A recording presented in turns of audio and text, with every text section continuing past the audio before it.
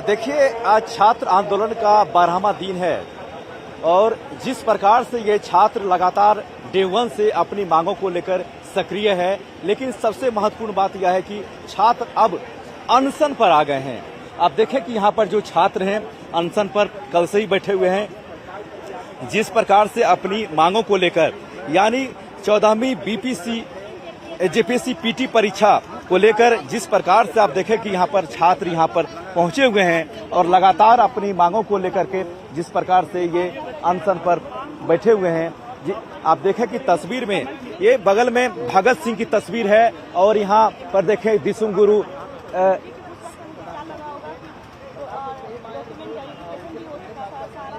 अभी तक सरकार की ओर से किसी भी तरह की कोई कमेटी का गठन नहीं किया गया है और बात का सिलसिला नहीं शुरू हुआ है। यानी कल से अगर हम बात करें तो मानसून सत्र शुरू होने वाला है। आज शाम तक हो सकता है सरकार कमेटी का गठन करे और ये जो छात्र अनशन पर बैठे हैं इनसे वार्ता कर सकती है, लेकिन अभी तक सरकार की ओर से कोई भी नुमाइंदे यहाँ पर नहीं आए हैं, कोई भी प्रतिनिधि नहीं आया है। हम सीधे छात्रों से बात करेंगे। जी, अनशन पर आप लोग आ गए हैं। हमारी जो एग्जाम है जेएसएससी और जेपीएससी को बार बार बेचा जा रहा है। हम 2019 से तैयारी कर रहे, जब से हम तैयारी कर रहे तब से देख रहे सीट बिकी जा रही है। सारी एग्जाम की वैकेंसियां जो एक फिक्स रेट रख दिया जाता है, जैसे सब्जी गाय बकरी का रेट रहता है उसी तरह हमारी जो वैकेंसियां रहती है उसकी रेट रहती है। हम लोग ये रेट जो है हम लोग को बार बार पता भी चल जाता है कि कौन सा वैकेंसी का कितना रेट है। आप देखें कि किस प्रकार से यहाँ पर अपनी मांगों को लेकर छात्र अनशन पर हैं। जिस प्रकार से आप देखें कि पिछले 12 दिनों से ये छात्र यहाँ पर बैठे हुए हैं। इनकी मांग है कि 14वीं जेपीएससी पीटी परीक्षा में जो धांधली हुई है वह रद्द हो और सीबीआई से जांच हो और ईडी से भी जांच करने की मांग कर रहे हैं। अब देखना यह है कि सरकार की ओर से क्या कोई नुमाइंदे आते हैं या फिर इसी तरह के ये छात्र अनशन और धरना देते रहेंगे, ये आने वाला वक्त ही बताएगा।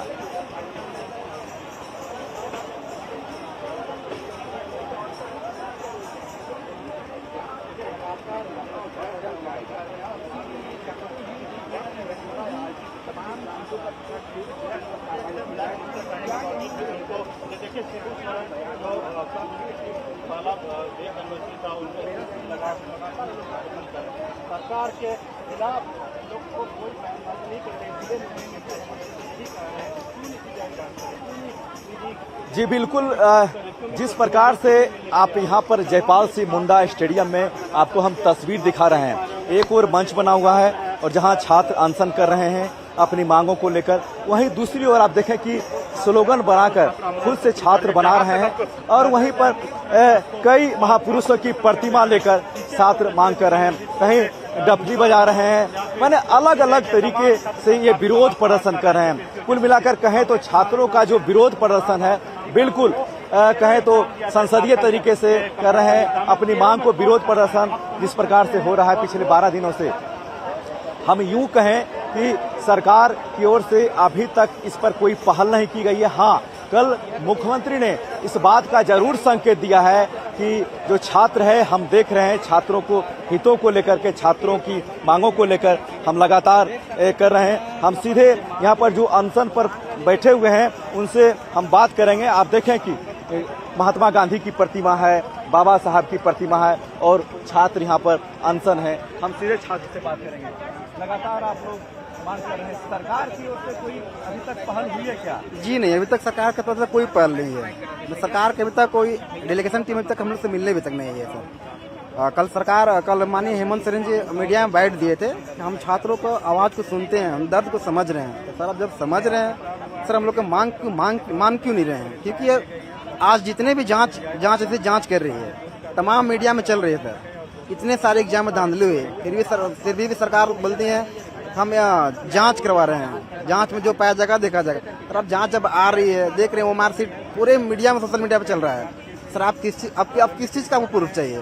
सारे प्रूफ तो मीडिया में चल रहे हैं। अब तो आपको बनता है कि आप इस एग्जाम को तत्काल रद्द करें, क्योंकि जो एग्जाम लेती है TDPL एजेंसी, उन्हीं का मार्केटिंग मैनेजर अभय तिवारी, जो कि 12 एग्जाम क्वालिफाई किए हैं उन्होंने। सर अकेला बंदा जो एग्जाम कंडक्टर भी करवाते हैं और खुद 12 एग्जाम क्वालिफाई करते हैं। सर हम लोग भी तो पढ़ने वाले हैं, हम लोग भी तो पास कर सकते हैं सर, ऐसा तो नहीं है। लेकिन यहाँ है कि जो पैसा देगा नौकरी सिर्फ उन्हीं लोग को होगी। इसे सरकार से मांग है आप इस पर जांच कीजिए, लेकिन सीबीआई से जांच कीजिए। हम लोग सीआईडी से उठ गया है, क्योंकि देखिए और छात्र हैं, इससे बात करेंगे। क्या आप लोग अनशन पर आ गए हैं? आप धीरे धीरे देखिए, अनशन पर आना हमारी मजबूरी हो गई। 10 दिन से हम लोग सत्याग्रह आंदोलन कर रहे थे, लेकिन सरकार का कोई भी प्रतिनिधिमंडल आकर के हमारी बातों को सुनने का काम नहीं किया है। तब मजबूर होकर के हम लोग भूख हड़ताल पर आ गए हैं। माननीय मुख्यमंत्री जी का संवेदनशीलता सिर्फ मीडिया में दिखता है।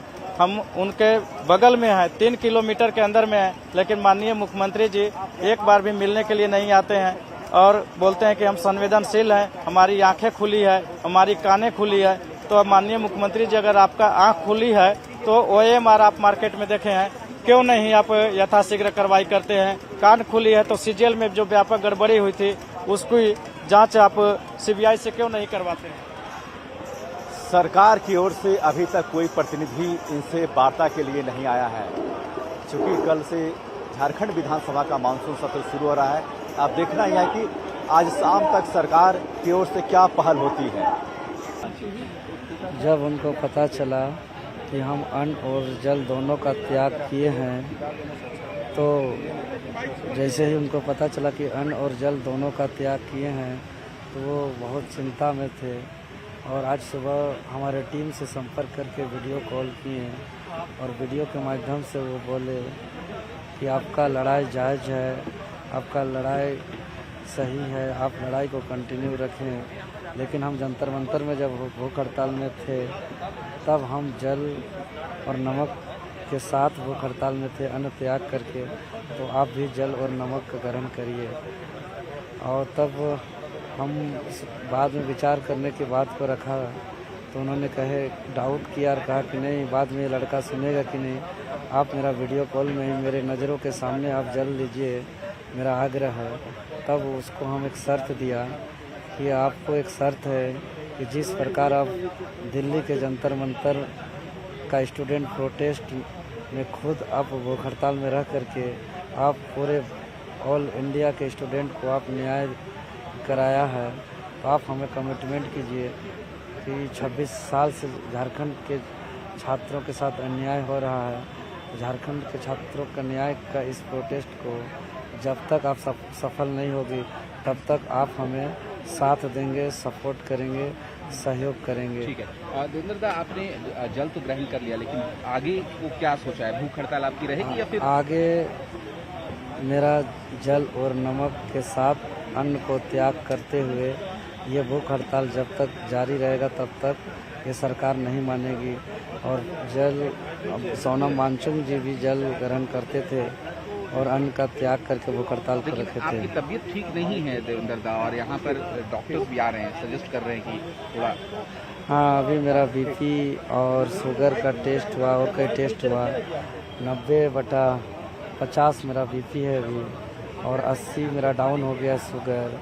उन्होंने कहा कि और थोड़ा अचानक डाउन होने की संभावना है, तो फिर आपको हम लोग संभाल नहीं पाएंगे, जान को खतरा है, आप एडमिट होंगे। हम बोले कि हम एडमिट नहीं होंगे। ये जो मेरा शरीर का तकलीफ है, इससे ज़्यादा तकलीफ पिछले 26 सालों से लाखों युवाओं का भविष्य का है, इसीलिए ये भूख हड़ताल जारी है। हाँ, भूख हड़ताल जारी रहेगा।